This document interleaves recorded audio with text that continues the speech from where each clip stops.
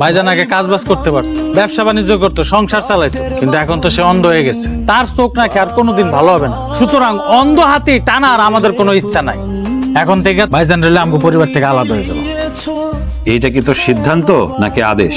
এই সিদ্ধান্ত আমি আর মনিরে বুদ্ধি করে নিচ্ছি, তারপর আদেশ জারি করছি। তোমাকে ভাইরে তোমরা বাড়ি থেকে বাইরে করে দিবা, আলাদা করে দিবা? তোর না বড় ভাই? তুমি চুপ থাকবা? তোর আব্বারে চুপ থাকতে কষ্ট, তোর বড় ভাইটা অন্ধ হয়ে গেছে, তারে আলাদা করে দিবি। এই কথাটা কি একবার তোর আব্বারে জিজ্ঞেস করা উচিত ছিল না? তো গো, আবার বড় পোলাটা তো সারা জীবন সংসারটা টানছে, তোর কাছে কোনোদিন চাইছে কোনো টাকা পয়সা? পারলে দিছস, না পারলে না দিছস। আজকে 2 দিন হচ্ছে আমার পোলাটা অন্ধ হয়ে গেছে, আর এখনই তোরা শুরু করে দিছস আমার পোলাটা আলাদা করে দিবি। তুমি আবার আমাকে মধ্যে কথা কও কেন? বড় ভাইজানরে তো আর এমনি এমনি আলাদা করে নাই, সে অন্ধ, সেই কারণে তার আলাদা করা হয়েছে। তাছাড়া তার খাওয়া দাওয়া দেখা শোনা একটা ব্যাপার আছে, এগুলা কার ঠেকা লাগছে? কে দেখবে এগুলা? আজকাল একজন মানুষ নিজের খুরপুর চালাইতে কষ্ট হয়ে যায়, তার উপর ওনার খুরপুর চালাবে ওকে। উনি বিবাহিত, ওনার বউ আছে, উনি ওনারটা চালাইবো, ওনার বউয়ের খরচ চালাইবো। আমরা চালাইতে পারবো না, আমরা কোনো দায়ও নিতে পারবো না।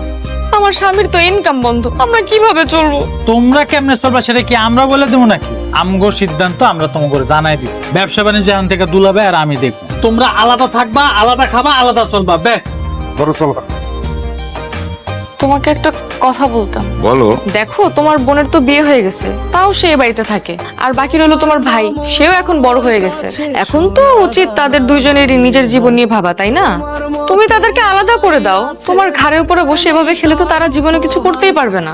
এটা কি ধরনের কথা বললা তুমি? তারা কি ভূত যে আমার ঘাড়ের উপরে চেপে বসবে, বসে বসে খাবে? ওরা আমার ভাই বোন, আমার সাথে ওদের রক্তের সম্পর্ক, ওদেরকে আমি কখনোই আলাদা করতে পারবো না। তোমার আমার তো ভবিষ্যৎ আছে, তাদের কথা চিন্তা করে তুমি তো আমাদের ভবিষ্যৎ নষ্ট করতে পারো না। তাদের দায়িত্ব পালন করলে আমাদের ভবিষ্যৎ নষ্ট হয়ে যাবে, এই চিন্তাটা তোমার মাথায় কেমনে আসলো? আর কখনো আমার ভাই বোনকে নিয়ে কোনো কথা বলবা না, তাহলে আমি ভুলে যাব যে তুমি আমার স্ত্রী আর আমি তোমার স্বামী।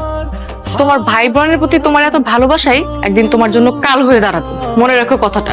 ভাই বোনরে ভালোবাসলে একসময় সেই ভালোবাসা দ্বিগুণ হয়ে আমার কাছে ফেরত আসবে, আর ভাই বোনের ভালোবাসা কখনো কাল হয় না, কথাটা যেন মনে থাকে। এই ভালোবাসার অহংকার যেন কাল হয়ে না দাঁড়ায়, সেটাই আমি চাই।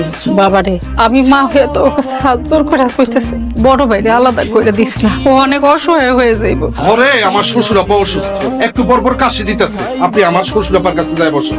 আপনি আমগো মাঝে কথা বলতে আইসেন। তুমি এইবারের মায়ের জামাই, আমি এই বাড়িতে থাকি বইলা তোমার মা আমার মুখের উপর খোঁটা দিয়া দিল। তুমি এটা খুব খারাপ করলা, তুমি এখান থেকে ঘরে যাও। আমি আবারও কইতেছি, তোরা তোর বড় ভাইরে আলাদা করিস না। তোরা ও এই সংসারটার জন্য কি না করছে? তোকে লেখাপড়া করায় নাই, তোরে ভালো জায়গায় বিয়া দেয় নাই, তোর জামাইরে চাকরি দেয় নাই, তোরা সব ভুলে গেলি। তুমি আর আব্বা কি 2 বেলা খাইতে চাও নাকি রাস্তাঘাটে ভিক্ষা করতে চাও? কোনটা? কি করলি তুই? তুমি যদি ভাইজানের পক্ষ নিয়ে কথা কও, তাহলে তোমার দায়িত্ব আমরা নিতে পারবো না। ভাইজানের লগে লগে তোমার ওই বাড়ি থেকে বাইর করে দেবো। তোরা 3টা ভাই বোন একই পেটে ছিলি, পরে তোরা আলাদা করিস না মা। ব্যবসা বাণিজ্য, টাকা পয়সা সবকিছু না আমার হাতে, সুতরাং তারা যা কিছু করবে আশা করি ভালো মন্দ বুঝে শুনেই করবে। শুনছ আম্মা, যদি কয়টা খাইতে চাও, ওষুধ বড়ি খাইতে চাও, তাহলে আমাদের কথা শুনো।